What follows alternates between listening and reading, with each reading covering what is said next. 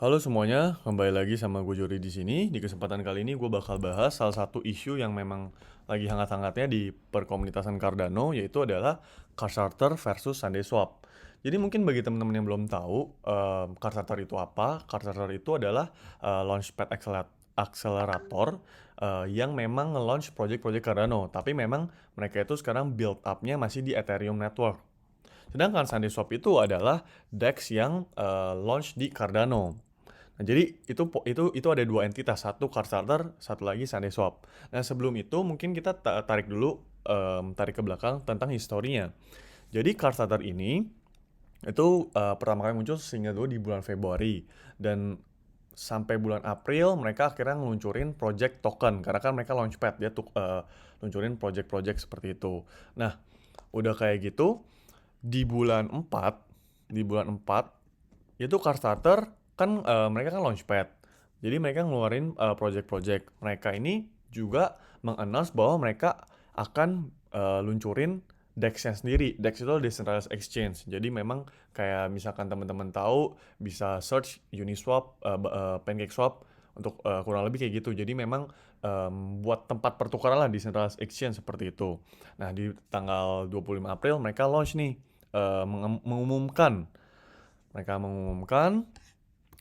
Nah, orang-orang yang memang ngikutin Cardcharter dari awal itu memang bisa nge-farming untuk token CSwap ini. Jadi mereka bilang, oke, lu orang bisa farming pakai token lu. Nanti rewardnya adalah token CSwap ini, di mana nanti token CSwap ini bisa lu pakai di CardSwap DEX yang mereka bakal luncurin. Sampai bulan 6 itu kan para farmer udah mulai farming. Nah, ada nih teasernya di bulan 6 itu card swap-nya UI-nya seperti apa, gambarnya seperti ini. Nah, sambil berjalan dengan itu, di sekitaran bulan 4 atau bulan 5, SundaeSwap tuh mulai muncul. DEX ini mulai muncul. Awalnya SundaeSwap itu yang desas-desusnya awalnya memang mereka mau launch di Binance Smart Chain, tapi nggak tahu kenapa akhirnya mereka pengen launching di Cardano. Nah, si Carstarter ini kan memang mereka launchpad. Mereka lihat nih sebuah opportunity daripada saingan lebih baik mereka ajak si SundaeSwap kerjasama. Makanya muncullah di bulan 7 Carstarter join SundaeSwap to bootstrap major Cardano DEX. Jadi Carstarter ini bergabung sama SundaeSwap untuk bikin satu DEX yang bener-bener gede lah di Cardano, yaitu SundaeSwap. Nah, di bulan 7 ini, jadi mereka diskusi itu di bulan 6, mereka diskusi beberapa poin. Gue akan meng-highlight beberapa poin. Poin pertama adalah si Carstarter ini harus ngedrop Cardano swapnya, C-swapnya ini harus di drop. Poin kedua adalah semua TVL itu total value lock, token-token yang memang sekarang lagi lakukan farming. Jadi kan sekarang ini kan banyak orang yang nge-hold token Carstarter dan sebagainya itu nge-farming untuk token Cheswap. Nah, mereka itu ada kan TVL-nya. TVL ini nanti bakal dipindahin ke SundaeSwap. Jadi udah langsung pindah aja seperti itu. Jadi itu dua kesepakatan yang di-highlight. Nah, ini kan di bulan 7. Seiringan dengan jalan waktu itu, si SundaeSwap ini kan bisa dibilang masih baru banget. Sedangkan kalau Carstarter kan memang udah ngeluncurin beberapa project gitu loh. Sampai bulan 7 aja itu udah berapa project.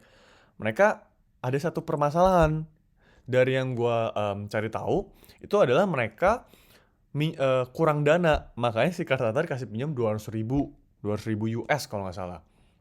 Nah, ini kan udah berjalan nih. Mereka juga umumin, si SundaeSwap juga umumin bahwa mereka udah menjadi partnership.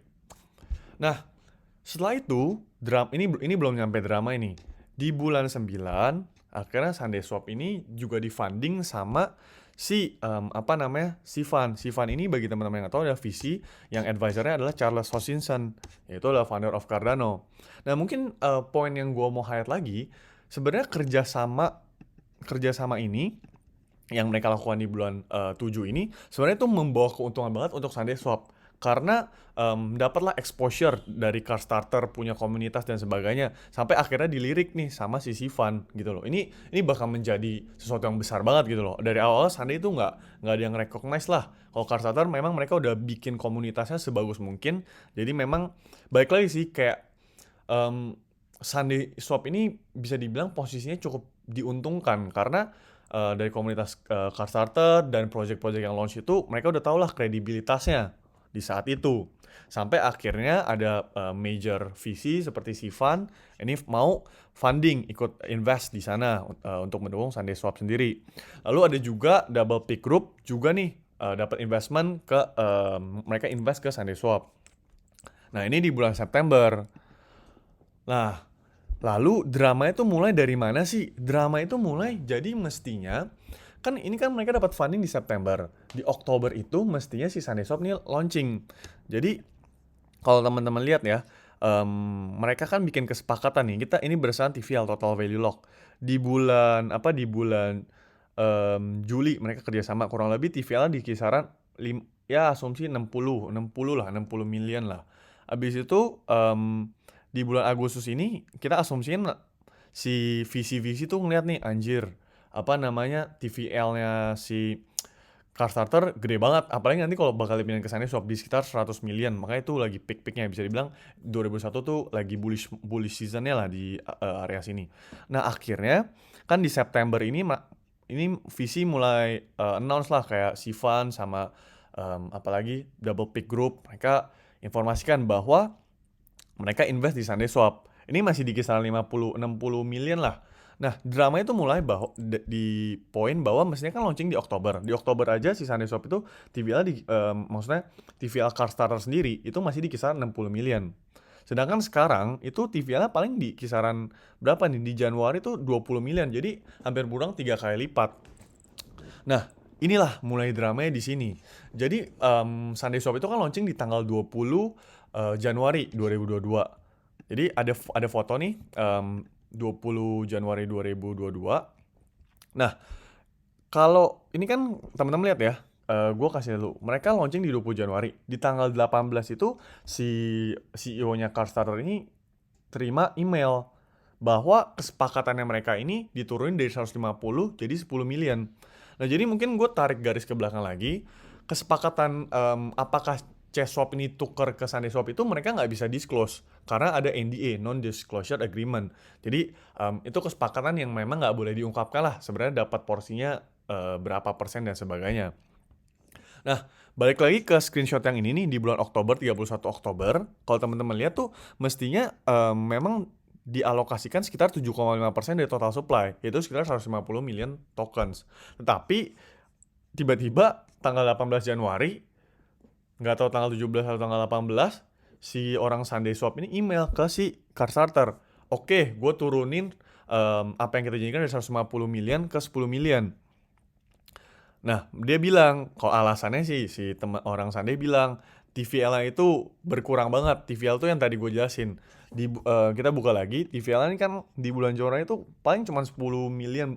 Padahal mereka buat kesepakatan itu pas di sekitar 50 million ya. Baik lagi lah, exposure-nya udah, Sunday udah dapat banget exposure dari Carstarter gitu loh. Sekarang tiba-tiba mereka mau bail out kayak gini kan, ya menurut orang juga nggak etis. Nah, kenapa ini akhirnya jadi drama? Karena kan farmer Carstarter ini orang-orang yang nge-farm token CSwap ini kan mulai tanya, jadi token CSwap yang gue dapat ini bisa jadi apa gitu loh. Mereka mulai tanya-tanya dan akhirnya jadi isu yang cukup besar. Sampai akhirnya di fase ini drama nih. Akhirnya kayak gini. Nah, si Carstarter ini kan memang mereka nggak punya obligasi untuk mengumumkan tentang hal ini. Jadi mereka selalu bilang bahwa ini ada NDA dari sisi SundaeSwap sendiri juga bilang ini ada NDA, non-disclosure agreement. Makanya mereka nggak boleh umumin. Sampai akhirnya ini kan si awal mulai tuh ini nih di tanggal 24 Januari. Kalau misalnya teman lihat ini kan 24 Januari si SundaeSwap nih ini sebelum tahu sebelum screenshot tadi muncul si Sunday bilang oke lah, daripada drama segala macam kita nih ya teman-teman baca ya, akhirnya mereka tuh mau kasih 20 million Sunday. Tapi kan seharusnya kalau dari perjanjian nih, kalau teman-teman lihat yang di foto ini nih, itu seharusnya mereka dapat 150 million, si Carstarter ini dapat 150 million.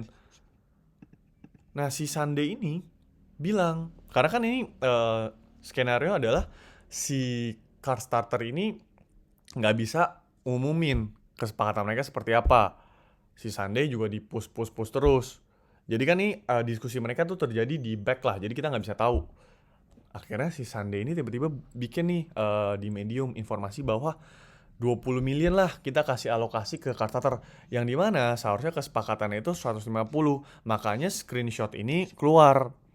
Nah itu mulai kan, jadi komunitas Kickstarter mulai tenang sedikit lah.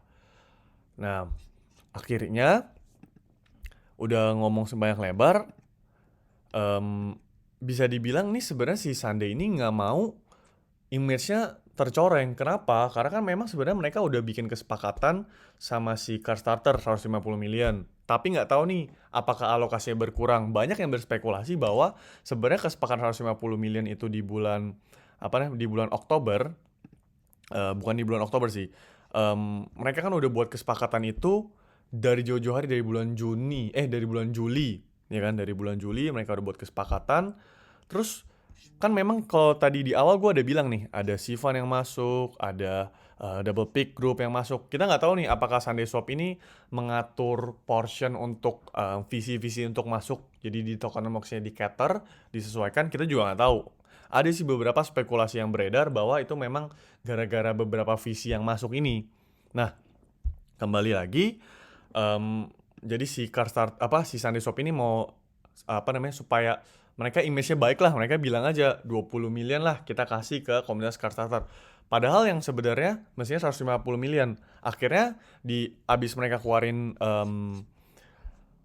Medium ini, dibales lah sama si Kickstarter nih melalui Mediumnya juga. Udah kayak gitu berjalan nih.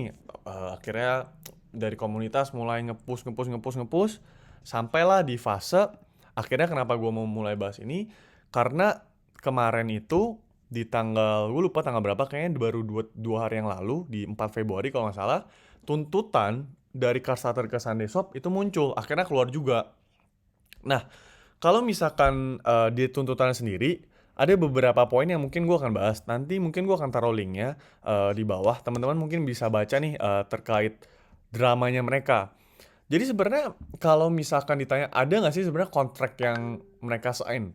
Nah sebenarnya itu nggak ada sih, bisa dibilang nggak ada. Kenapa nggak ada? Karena memang dari si tim Sunday Swap sendiri berargumen bahwa gue nggak bisa tanda tangan kontrak ini, karena kalau misalkan gue tanda tangan itu nanti akhirnya malah jadi kayak menjual security gitu loh, dan nanti bermasalah sama SEC. Mereka alasannya seperti itu. Makanya kenapa mereka ada non-disclosure agreement juga. Itu omongan-omongan yang memang itu dipakai sampai dari bulan Oktober sampai bulan Januari lah, seperti itu. Cuman kalau dari dinamika sama beberapa point of view yang memang gue ada ngobrol dengan beberapa orang, sebenarnya kemungkinan besar Kickstarter menang ada banget gitu loh. Kenapa? Karena kan pertama, satu, si Kickstarter ada kasih pinjam 200.000 ke Sunday Swap. Itu poin pertama, ya kan? Terus juga mereka suruh si Kickstarter ngedrop Cardano swapnya mereka. Selain daripada itu ada lagi poin di mana yang tadi gue udah mention sebelumnya bahwa si orang Sunday Swap ini nggak boleh tanda tangan kontrak itu karena nanti bermasalah sama SEC, karena nanti diklasifikasikan sebagai security gitu loh. Makanya mereka nggak ada tanda tangan. Tetapi di sini kan kalau misalnya teman-teman lihat itu banyak banget chat yang memang digunakan selain daripada chat, terus juga ada podcast yang memang mereka lakukan di depan umum. Ya bisa dibilang ini jatuhnya kalau di US itu jadi sebagai gentleman agreement gitu loh. Jadi gentleman agreement ini kayak gentleman agreement sebenarnya ada semacam oral kontrak. Jadi memang mereka itu secara ngomong lah, ya kan? Dan itu sebenarnya legally binding. Jadi memang itu sebenarnya bisa dibilang mengikat juga gitu loh.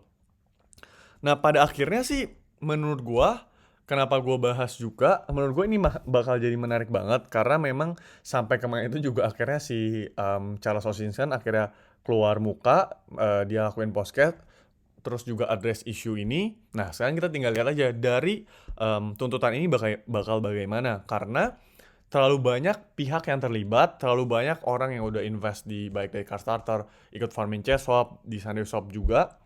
Karena ini makanya akhirnya gue bahas, ini isunya cukup hangat banget gitu loh. Selain daripada ini, kredibilitas Sunday Swap sendiri juga terbawa. Menurut asumsi dan juga point of view orang-orang, pada akhirnya sih tendensinya pasti SundaeSwap bakal melakukan, apa namanya, feedback counter, tapi kita nggak tahu counter-nya seperti apa, karena memang mereka harus reclaim, kepercayaan, publik gitu loh, dengan dinamika yang seperti ini. Karena balik lagi ya, kalau misalnya kita ngomong DEX itu, kepercayaan itu salah satu yang memang harus dijunjung tinggi gitu loh. Nah, jadi kurang lebih, ini pembahasannya. Gue tadi nggak tahu apakah penjelasannya cukup kompleks atau enggak, tapi intinya adalah kita sekarang nunggu dari tuntutan ini apa yang akan dilakukan sama si SundaeSwap. Dengan dinamika yang memang sebelumnya itu memojokkan Kickstarter, sekarang udah berbalik nih ke si SundaeSwap. Jadi mungkin nanti gue akan lakukan update lagi terkait ini. Untuk saat ini itu aja.